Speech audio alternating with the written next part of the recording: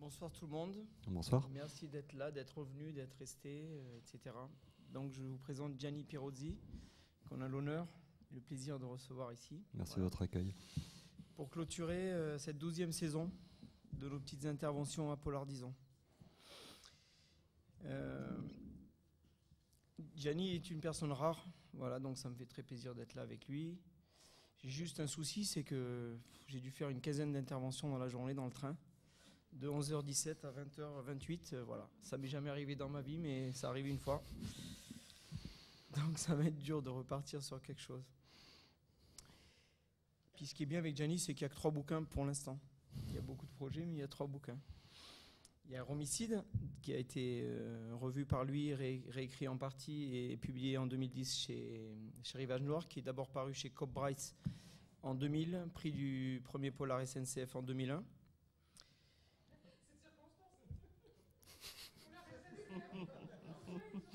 Je suis désolé, on a animé ici même des interventions pour la SNCF. On n'aurait pas dû, mais on l'a fait.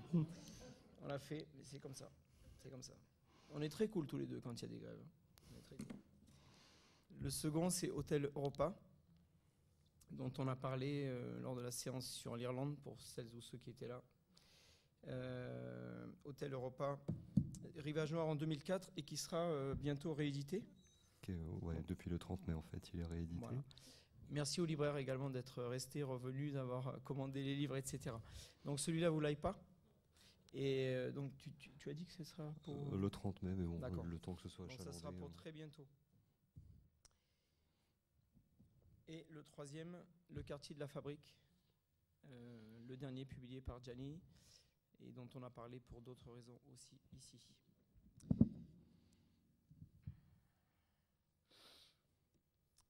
Qui a été distingué pour le Ascendant à Vienne en 2010.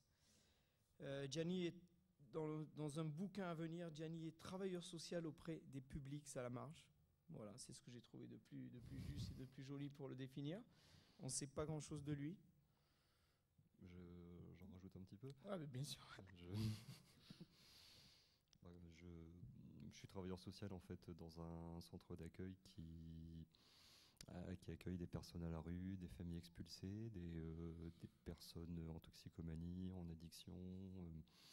Et en fait, de mon travail, j'essaie de tirer le plus possible d'observations en fait, pour que mes écrits sonnent juste.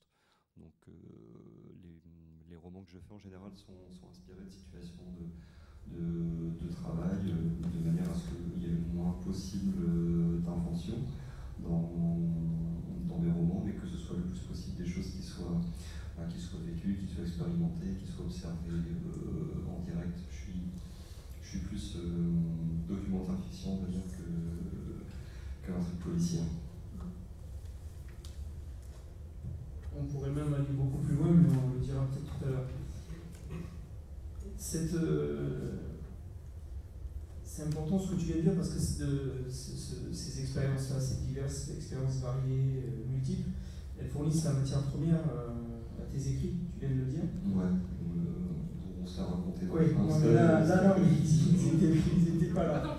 Ils n'étaient pas là. Donc, est-ce que tu peux peut-être dire un peu plus comment tu t'en sers, comment tu les utilises, comment tu les insères ou non dans un récit, même s'il n'est pas basé sur une intrigue? Oui, en général, ça m'arrive des fois de construire un roman avec une intrigue qui tient sur un timbre-poste. À la base, j'ai une vague idée de comment les choses vont démarrer. Et c'est vrai que petit à petit, les rencontres, les voyages, les expériences de travail font que j'ai des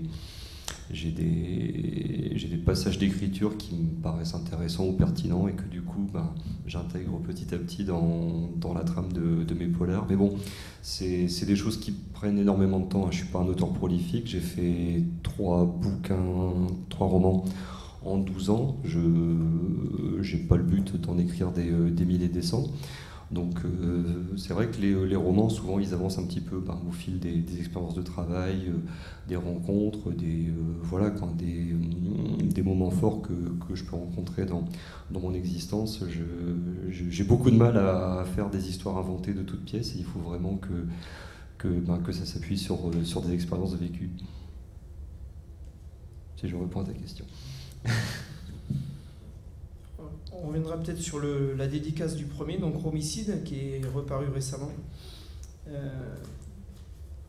Je ferai une petite note au passage, donc le milieu, puisqu'on y reviendra, mais le milieu présenté essentiellement dans Romicide, c'est le milieu des Roms, des Gitans, Romanichels, gens du voyage. Et c'est un milieu qui, effectivement, a été porteur, a été malheureusement porté également par l'actualité récente, ce qui vaut parfois des anecdotes succulentes, mais bon. Il y a un autre auteur important qui l'a traité, c'est un des seuls en France, c'est Jean-Bernard Pouy, dans La pêche aux anges. Et c'est un très bon roman, une série noire de 86 si vous la découvrez. Et puis il y a une auteure, c'est Alice Fernet qui a écrit un roman, un texte magnifique que vous devez connaître. Tu peux me rappeler le titre? Grâce et dénuement. J'ai lu, mais j'oublie toujours le titre. Aux éditions Babel. Voilà, donc si vous voulez lire sur ce sujet, je vous conseille ces 2 titres pour des raisons diverses. Par contre, j'ai été. Pardon? Alice Fernet, F-E-R-N-E-Y. Fernet, F-E-R-N-E-Y.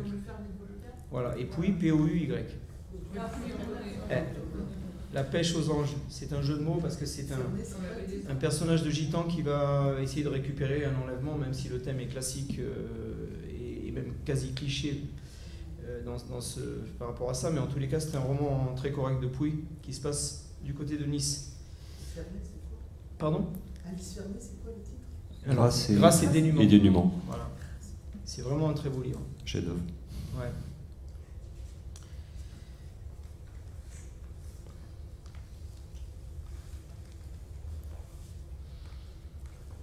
Donc du coup, tu es le Gadjo Dilo du polar, le Latch au Roman Noir non, pas encore. Je sais pas en fait. Quand j'ai commencé en fait, moi ce premier roman en fait, moi je connaissais rien à l'écriture. J'ai eu la chance il y a une quinzaine d'années de ça à peu près, d'avoir un ami qui avait été gardien de terrain sur une aire d'accueil pour gens du voyage. À l'époque, j'avais le projet de faire un premier roman. Et en fait, en passant plusieurs soirées avec ce copain, en l'écoutant me raconter ces histoires de gardiens de terrain, comment on accueillait les familles, comment il fallait manœuvrer pour leur faire payer l'eau, le gaz, l'électricité, comment il fallait accueillir, comment il fallait clôturer un emplacement, je me suis dit mais j'ai pas besoin d'aller chercher loin pour créer une intrigue de roman policier. En fait, ce que me raconte cette personne sur une aire d'accueil pour gens du voyage, c'est de la balle. C'est le roman, à mon avis, je pense qu'il peut s'écrire tout seul. Et effectivement, je crois que ce roman, je l'ai écrit en 6 mois, je crois. J'ai jamais été aussi rapide sur un roman que sur celui-là. Ah oui, non, ça a été expédié. Et parce qu'en fait, j'avais tout le matériau en fait qu'il me fallait pour démarrer. J'ai passé un petit peu de temps ensuite sur les aires d'accueil à discuter avec les gens du voyage. Je suis quand même allé à la messe avec eux pour voir un peu comment les choses se passaient. Donc voilà, quoi, c'est comme ça que ce premier bouquin, il est né. Mais c'est vrai que c'est quelque chose qui s'est fait très très rapidement, je crois. En 6 mois, il était tapé, puis il était envoyé à des éditeurs, et assez rapidement, il y a un éditeur qui a accepté de me le prendre, donc ça a été... jamais le travail n'a été aussi vite fait, bien fait qu'avec ce bouquin-là. Ça a été beaucoup plus laborieux pour ceux qui sont venus ensuite. Et voilà, ça a démarré en fait sur une rencontre amicale comme ça avec quelqu'un qui avait vraiment une belle expérience de vie et de travail à retransmettre. Tu viens de dire que tu l'as écrit rapidement, que c'était vite fait, bien fait. De quelle manière et comment et pourquoi tu l'as révisé quand ça a été réédité? Ah oui, c'est un bouquin donc, qui est sorti en 2000, 2001, c'est toi qui sais. Non, moi je sais plus. Donc, mon éditeur en fait m'a proposé de le rééditer. Bon, entre-temps, il y avait 10 ans qui étaient passés. J'avais eu l'occasion de voyager dans les pays de l'Est, de faire de la coopération, de travailler en centre d'accueil pour demandeurs d'asile où on accueillait des familles de pays de diverses origines qui fuyaient les conflits. Et parmi toutes ces populations congolaises, azéries, arméniennes, tchétchènes, on avait également des familles bosniaques, des familles kosovares, des familles macédoniennes qui étaient sur les routes d'Europe depuis plusieurs années et qui fuyaient l'éclatement de la Yougoslavie et qui demandaient l'asile à la France. Donc, dans ce travail d'accompagnement à la demande d'asile, qui est un travail pour lequel malheureusement on déploie beaucoup d'efforts pour malheureusement assez peu de résultats, parce que malheureusement l'OFPRA délivre vraiment très très peu de statut de réfugié à toutes ces personnes qui ont pourtant des souffrances effroyables derrière elles. Mon travail, c'était de travailler avec ces familles-là, de rédiger avec elles des témoignages en direction de l'OFPRA pour que leur demande d'asile soit entendue. Et j'ai fait ce travail-là pendant environ 3 ou 4 ans. Et donc, du coup, j'ai été baigné, j'ai été imbibé par des témoignages de vie venant de pays que je ne connaissais pas, dont effectivement beaucoup de familles roms. J'ai trouvé ensuite que c'était dommage que toutes ces expériences de vie qui étaient consignées par écrit disparaissent dans les tiroirs d'une association. Et je trouvais que vraiment, il y avait dans tous ces témoignages que moi et mes collègues ont recueillis, il y avait vraiment des récits qui étaient bouleversants d'humanité. Et comme le peuple rome, c'est un peuple où il y a malheureusement assez peu de scolarisation qui est faite auprès des enfants, comme c'est difficile pour les enfants de se faire accepter dans les écoles, dans les pays de l'Est. C'est un peuple qui du coup n'a pas une culture de l'écrit très très forte. Il y a assez peu d'auteurs de culture rome, à ma connaissance, qui produisent des témoignages sur leur peuple, sur qui ils sont. Et je me suis dit, là, j'ai l'occasion de recueillir par écrit la parole de ce peuple. Et je me suis dit, si par le biais d'une petite fiction de roman policier, je peux faire figurer leurs paroles à l'intérieur, c'est pour ça que dans le quartier de la Fabrique, de temps en temps, vous avez des parenthèses, des intermèdes où il y a des personnes de culture rome qui viennent raconter leur parcours traumatique. Je me suis dit, servons-nous de la littérature pour faire émerger la parole de ces personnes qui sinon aura très très peu de chances d'émerger, d'être entendues. Et si quelque part, moi, petit auteur de romans policiers, par le biais de la fiction, je peux un petit peu participer à ce que la parole de ces personnes soit davantage entendue, je serai content de moi. Donc oui, j'ai un petit peu dérivé du coup. On a parlé de... Mais bon, voilà, il était question de... Effectivement, dans le quartier de la Fabrique, tu as entre autres comme document des demandes d'asile politique. Oui. Qui sont très intéressantes. Et donc, qui sont à peine retouchées en fait pour préserver les personnes. C'est vrai qu'on a modifié la géographie, les noms, les dates de naissance, mais bon, les parcours n'ont pas été changés. Donc, et même ça me paraissait important de réutiliser cette parole en conservant l'éthique de langage, la façon de parler des personnes. Je trouvais que c'était important de préserver cela. On va quand même dire un mot du roman. Donc c'est une enquête secondaire, puisque c'est même pire qu'un prétexte, l'enquête d'un homicide. Tu es vraiment sur cette peinture du milieu. Il y a deux personnages principaux. C'est Bertrand Rosen, le lieutenant de police, l'OPJ, et ancien pro du basket à la jambe estropiée. Voilà. Et puis il est secondé par Augusto Rinetti, les nerfs à fleur de peau, c'est rien de le dire. Tu le dis d'ailleurs très bien, c'est lui le gardien pour itinérant, voilà, dans la banlieue de Rennes, puisque le roman se passe en grande partie là. Un hooligan du monde est très politisé, émotionnellement instable. Est-ce que tu peux dire un peu un peu oui, je suis quelqu'un qui est pas très doué pour inventer, pour créer. J'ai vraiment besoin d'observer les personnes autour de moi pour bâtir une intrigue, pour que, à mon sens, ça sonne juste, pour que les réactions des personnes ne semblent pas fantaisistes ou inventées. Et c'est vrai que je m'appuie énormément sur mon entourage pour créer mes personnages.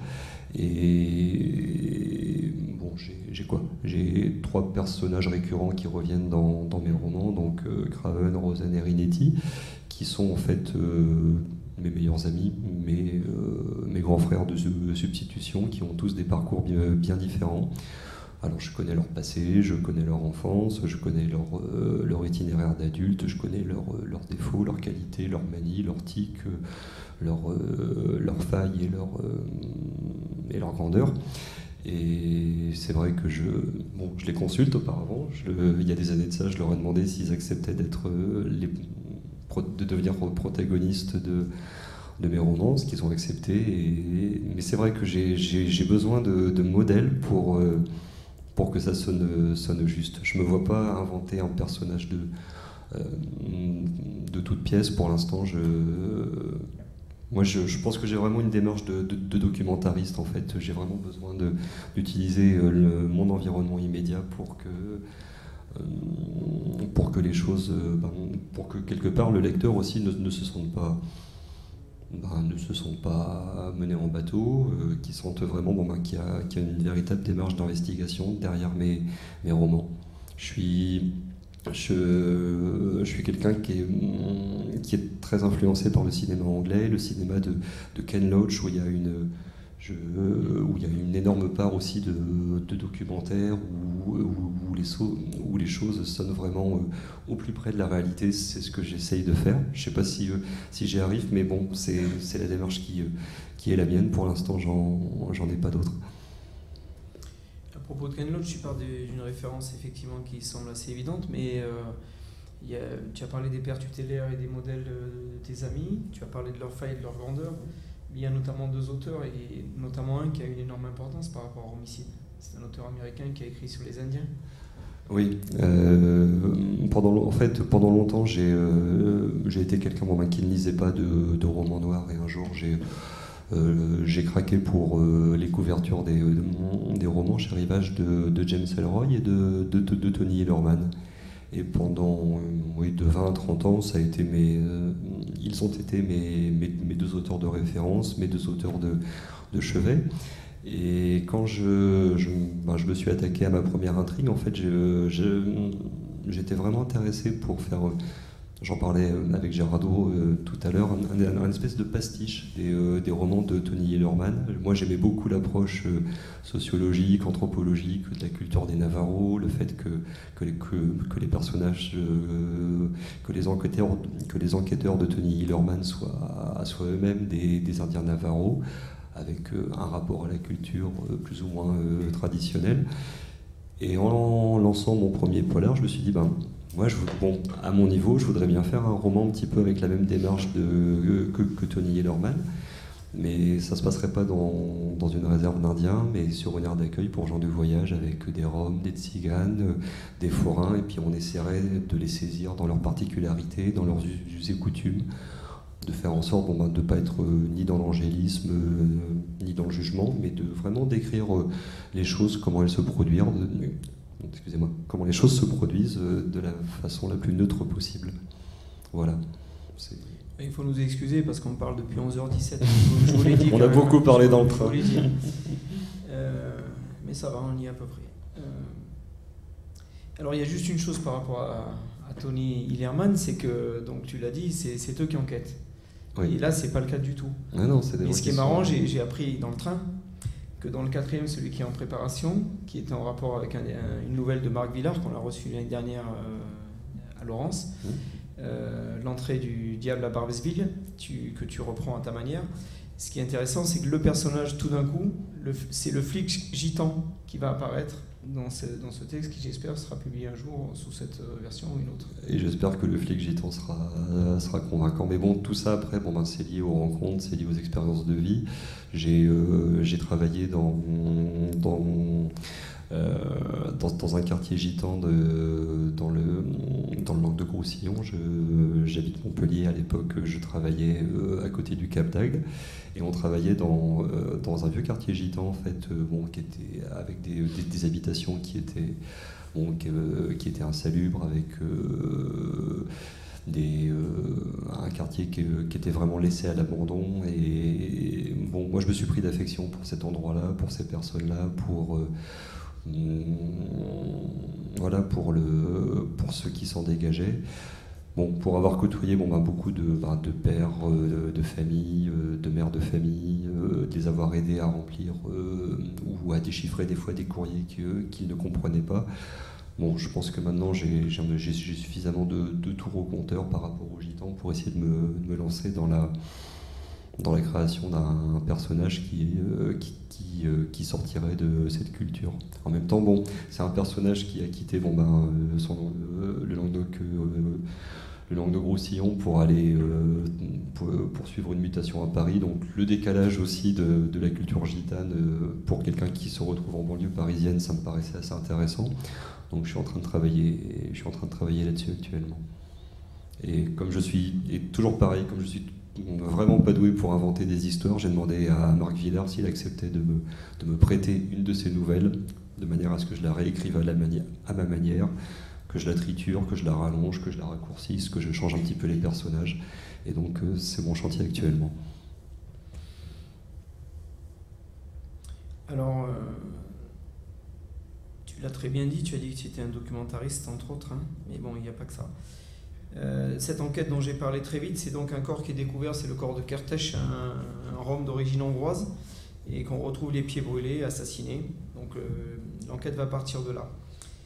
Mais chez Gianni, ça ne s'arrête jamais là, parce qu'il n'est pas qu'un documentariste, il est surtout un dénonciateur, et surtout c'est quand même un roman fort politisé. Celui-là un petit peu moins que celui que Hôtel Europa, et le quartier de la Fabrique l'étend différemment. Je ne sais pas comment sera Needle Park, dont il vient d'évoquer les relations avec Marc Villard. On va de bar associatif en chantier. Si un jeune passe dans la rue, il porte un t-shirt de l'Euskadi. Tous les conflits de la vieille Europe sont convoqués, on y reviendra plus longuement.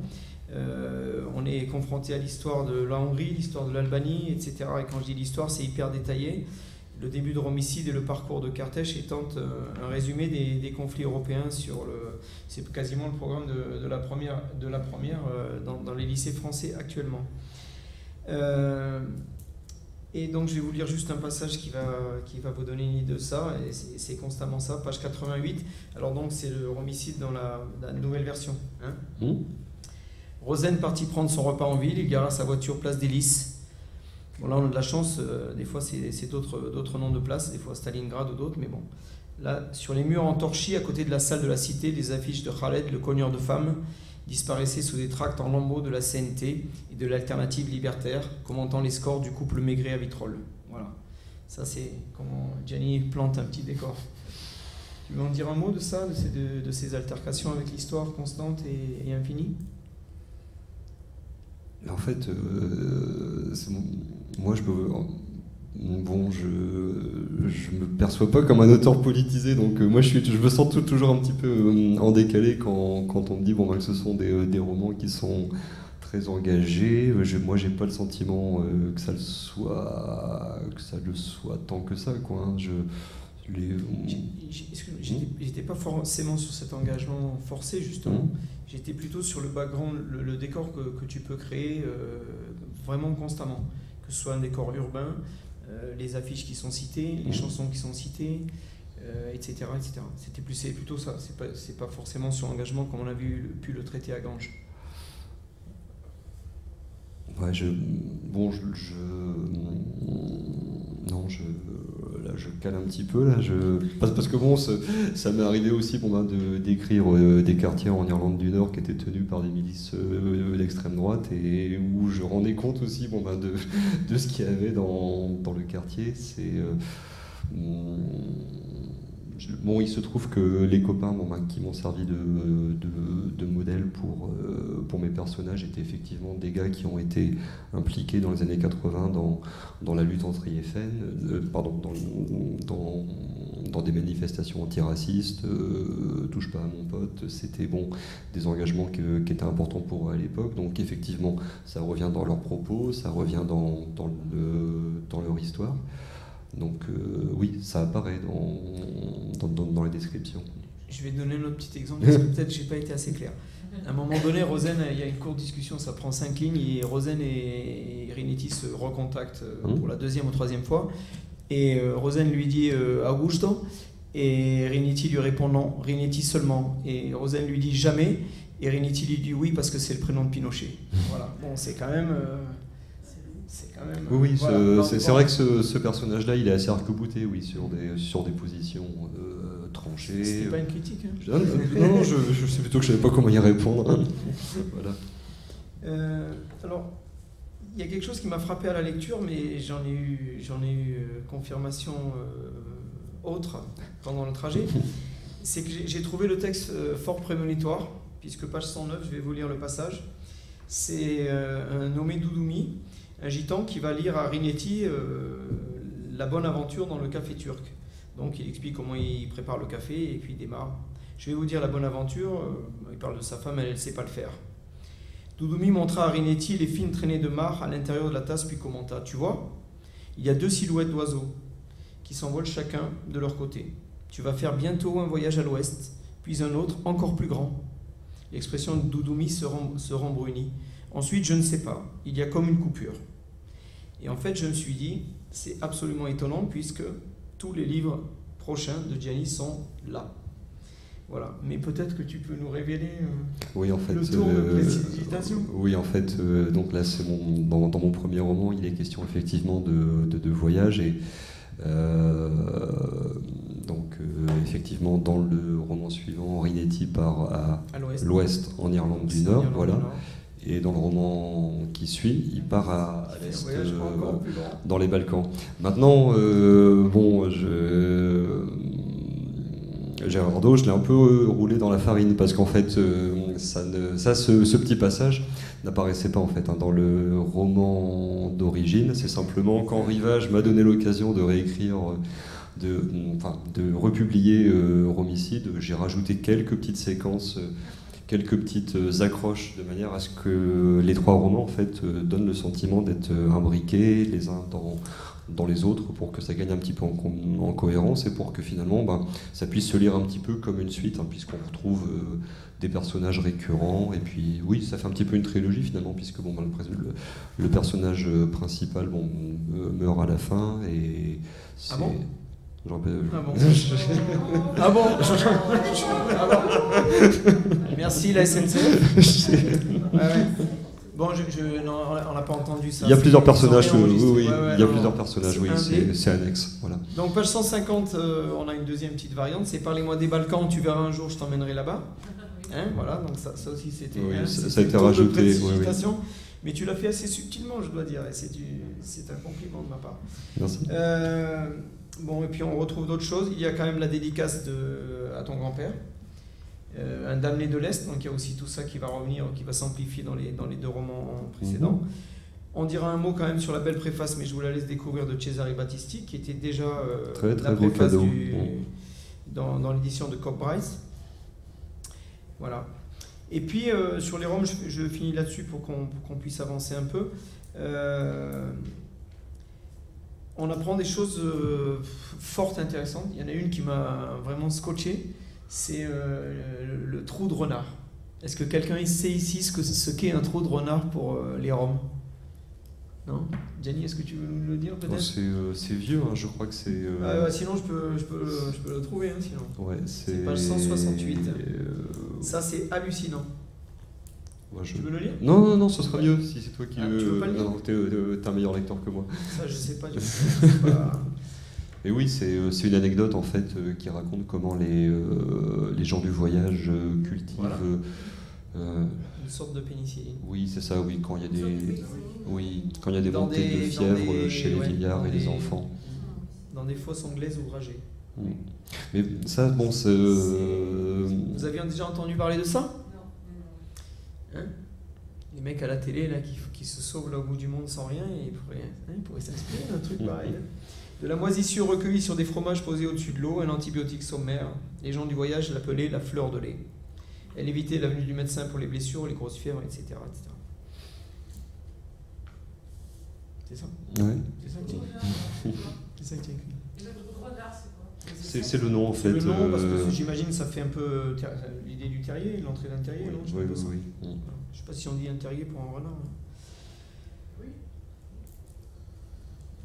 Terrier. J'aimerais qu'on revienne 2 secondes sur la construction. Tout à l'heure, tu as parlé du patchwork, tu as expliqué dans tout ce qui vient des rencontres, tout ce qui vient de la parole des gens, le parcours de tes amis, etc. Ces modèles tutélaires ou littéraires dont tu as parlé. Mais globalement, il y a tout ce que tu raccroches. Vraiment, c'est ponctuellement, c'est presque du crochet.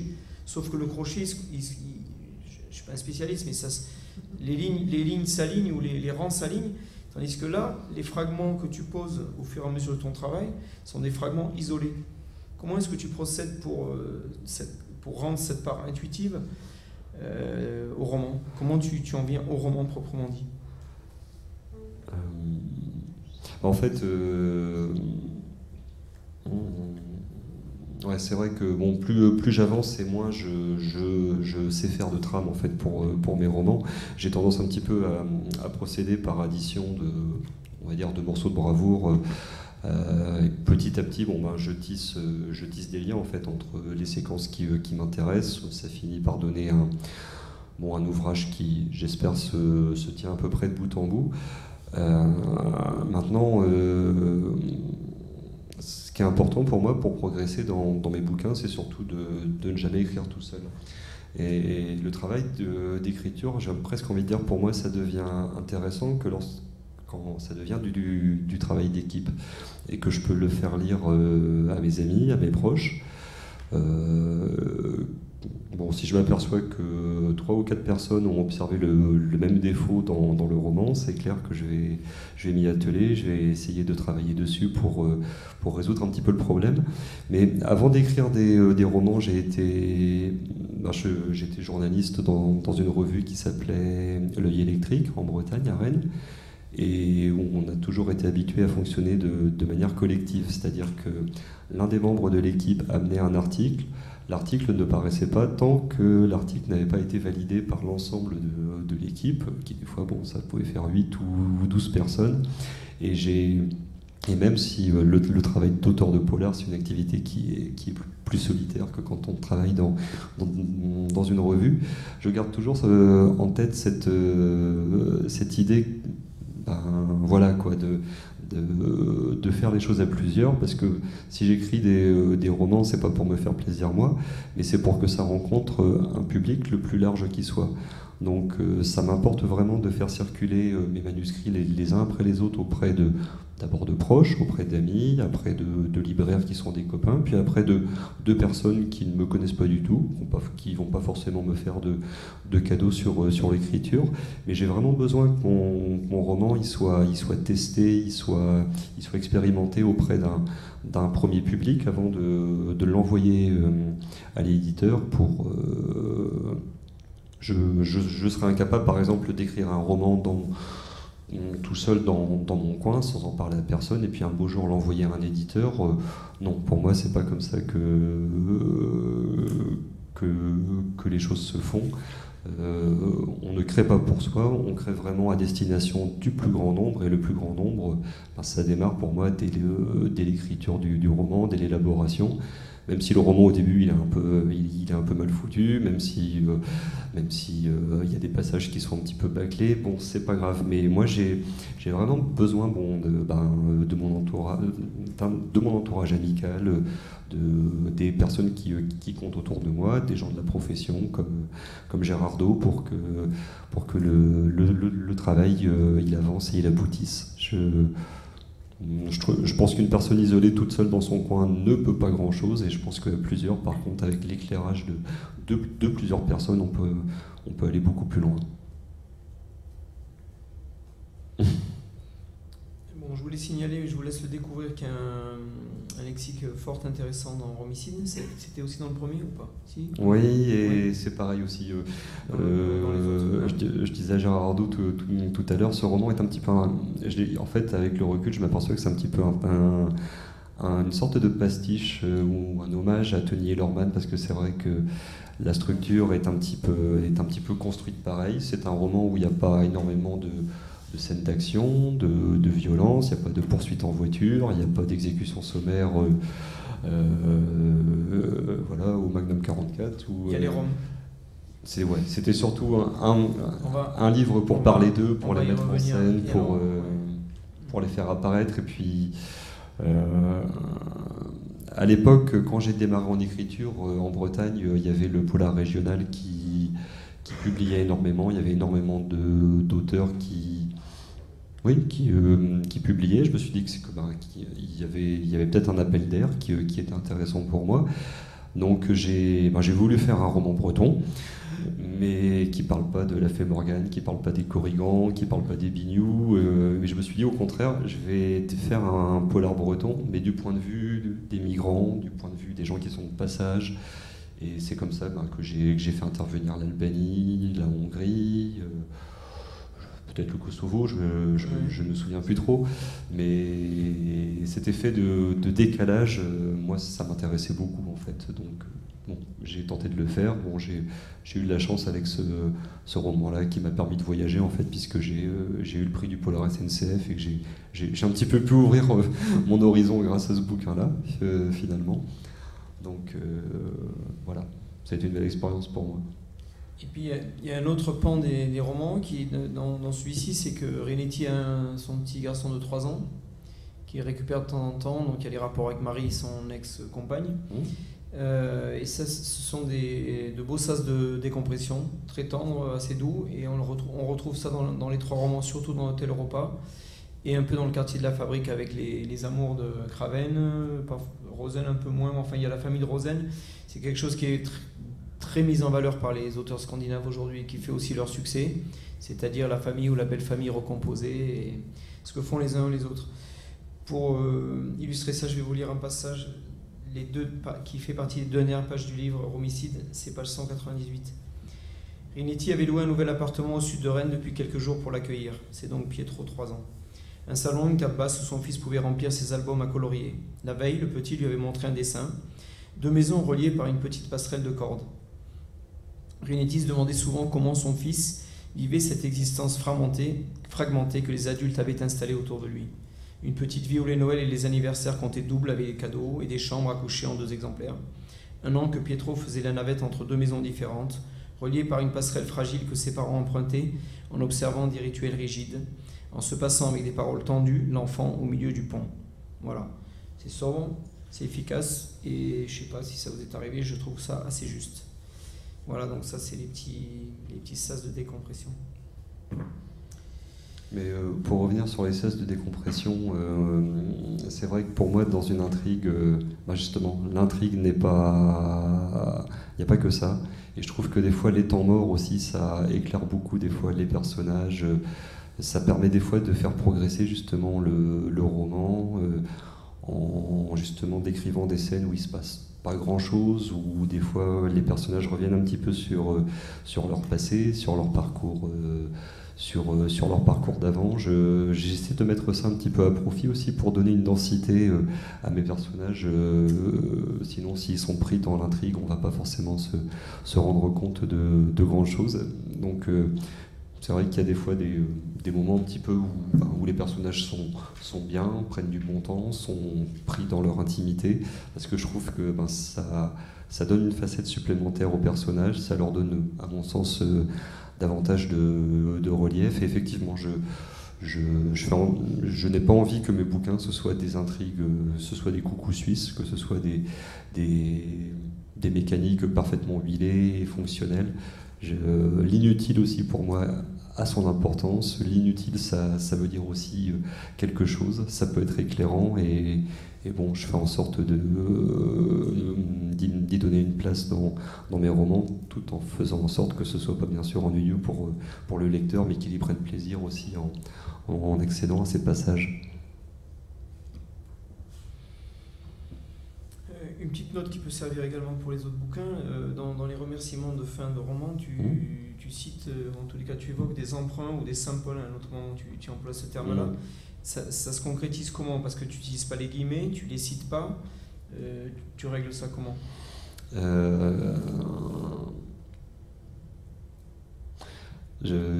Au début des années 2000, j'ai beaucoup écouté de musique électronique, de trip-hop, où il y avait énormément en fait de boucles rythmiques qui tournaient, avec des fois juste des petits fragments de mélodies qui étaient hyper connus. Moi, je trouvais que outre le fait d'être agréable, le procédé, moi, je le trouvais sympa. Je me suis dit, après tout, ça se fait en musique, peut-être que ça pourrait se faire aussi en écriture. Et c'est vrai que ça m'est arrivé des fois de peiner comme un âne sur une description, de mettre un paragraphe entier pour expliquer comment le personnage il appuyait sur un bouton d'interrupteur pour dire les choses vite. Et dans mes lectures, ça m'arrivait des fois de trouver chez des auteurs comme Dominique Manotti, comme Alice Fernet, comme Anne-Lise Roux ou Marc Villard, ce que je cherchais moi depuis des semaines et que j'arrivais pas à mettre en mots en 2 temps 3 mouvements, en une demi-phrase, pop, ils arrivaient à dire ce que j'étais en train de chercher. Et bon, j'ai pris ce parti après des fois d'isoler comme ça des petits bouts de phrases. C'est rarement, je veux dire, des phrases entières. C'est des fois des petits bouts de description que je glane comme ça chez les auteurs qui m'importent. Et bon, je trouve que ça fait avancer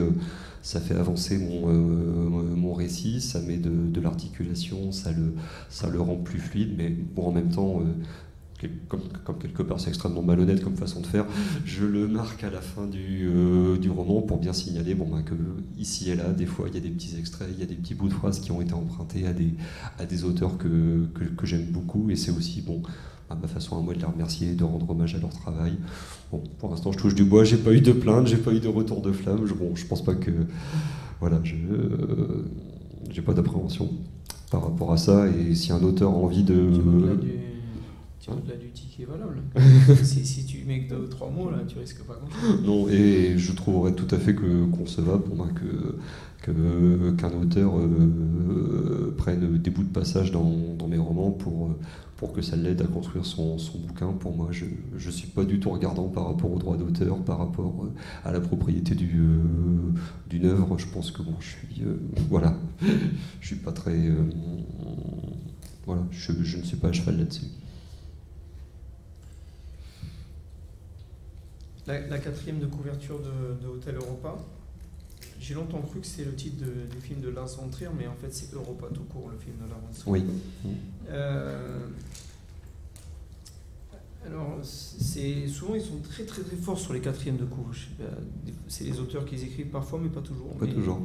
Donc là est évoquée une traque policière, un carnet de voyage et une étude de milieu. Je trouve ça absolument juste et ça résume fort bien, pour l'instant en tous les cas, ton œuvre, ton travail. Traque policière un petit peu, carnet de voyage déjà beaucoup plus dans celui-là, et ça va s'étendre, s'amplifier dans le quartier de la Fabrique. Et puis étude de milieu, on l'a vu déjà tout à l'heure avec les Roms, les gens du voyage et ce terrain qui les parque. Pour reprendre le mot, je ne veux pas avoir l'impression de focaliser là-dessus, mais quand même, celui-là, je le trouve encore plus politisé que l'autre. Lequel? Hôtel Europa. Forcément, puisqu'il est... Donc on a l'intrusion, comme disait Malraux par rapport au sanctuaire, du politique et de ses guerres attenantes dans le roman policier. Il y en a d'autres qui l'ont traité, mais c'est quand même très important dans celui-là. Il y a une précision historique qui est flagrante. Je pense que tu as vérifié beaucoup de choses. Il y a des notes, il y a le lexique, et il y a une constance assez terrible. Non, j'ai pas dit ça. Après, c'est à chacun et chacune de le percevoir. Je pourrais lire un extrait, mais juste... Alors, je vais juste démarrer sur l'argument. C'est une jeune Clara Torres qui est découverte, soi-disant ou prétendument suicidée au barbiturique, également à Rennes. On est toujours à Rennes. Et on retrouve Rinetti et Rosen. Rinetti qui va suivre d'une manière autre la piste pour Rosen. Donc, on a un dédoublement. et il va se rendre à Belfast en Irlande du Nord, où nous allons être non seulement confrontés, mais nous allons visiter, tu en as très bien parlé tout à l'heure, les ghettos, les peace lines, c'est-à-dire les lignes de paix, les no man's land, hein, donc les endroits où on ne peut pas aller. Et il va se retrouver coincé dans cette ville comme dans un accélérateur de particules, c'est page 17. Les milices, les blocus, les orangistes, les corridors de sortie, où les gens se font jamboniser. Je vous laisse découvrir qu'est-ce qui se passe et comment l'IRA savait exploiter les tensions des segments autour des rotules des hommes et des femmes. Et qu'en faire? Le secteur catholique, les enclaves loyalistes, etc., etc. Jusqu'à trouver des perles comme sur les parades, page 182-183. C'est comme si à Marseille, le FN défilait dans les quartiers arabes pour célébrer la victoire de Charles Martel. Voilà. Donc ça n'empêche pas l'humour. Et les autres partis dont on n'a peut-être jamais entendu parler, comme l'UVF, oui. Hein, et qui apparaissent notamment dans notre... Donc on a cette dimension documentariste dont tu as parlé tout à l'heure, elle est pas exacerbée, mais elle est hyper présente dans ce texte-là.